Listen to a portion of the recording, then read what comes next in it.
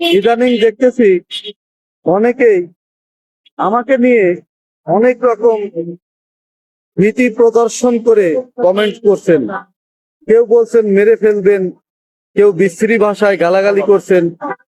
একটা কথা মনে রাখবেন, আমি কাউকে উদ্দেশ্য করে কোন রকম কোনো ভিডিও তৈরি করি না। আমি ভিডিও তৈরি করি জাস্ট মানুষকে সচেতন করার জন্য, এর বাইরে কিছু না।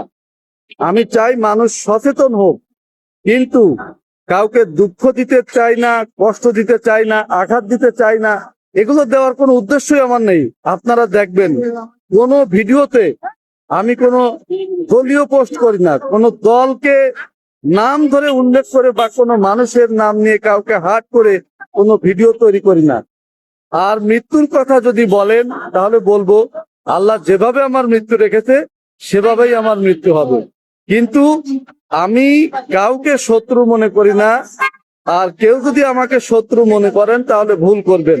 আমি কারো সাথে শত্রুতা করতে চাই না, কেউ আমার শত্রু না।